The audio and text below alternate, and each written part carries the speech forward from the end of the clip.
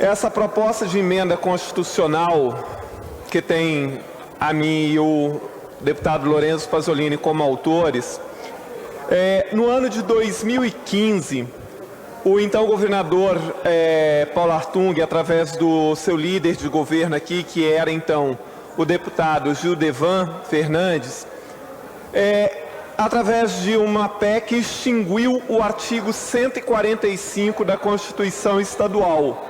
O artigo 145 era o artigo que dizia que o governo do Estado tinha a obrigação, passados 180 dias do término do ano fiscal, de divulgar para quem, por quê e quanto de incentivo fiscal era dado.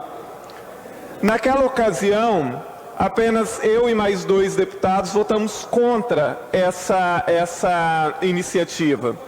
Depois, em todos os anos, na LDO, nós tentamos colocar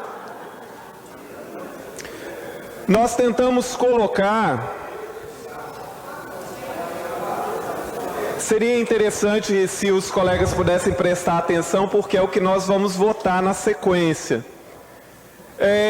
Naquela ocasião, apenas eu e mais 2 deputados, entre eles o deputado Enivaldo dos Anjos, votamos contra a retirada do artigo 145 da Constituição. Por quê? Hoje, nós não temos a menor noção de quanto é de incentivo fiscal cedido pelo Estado e por que esses incentivos são dados. Nós estamos falando de dinheiro da sociedade, de dinheiro da população.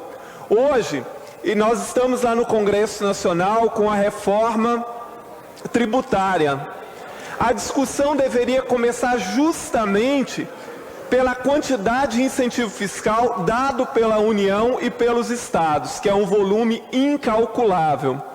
Então, a iniciativa que nós vamos votar agora em primeiro turno é para o retorno à Constituição, de que o governo tenha a obrigatoriedade, o retorno do artigo 145 à Constituição, que o governo tenha a obrigatoriedade de divulgar os incentivos fiscais concedidos, para quem, por quê e quanto que é dado de incentivo fiscal. Porque é claro que incentivos fiscais podem ser um grande mecanismo para atrair investimentos, mas desde que haja uma contrapartida. Então, se o Estado, por exemplo, dá um incentivo fiscal, sei lá, de 10% ou de isenção por 10 anos de um determinado imposto, por que ele está dando? E qual é o retorno que isso traz para o Estado? Gera emprego? Traz tecnologia?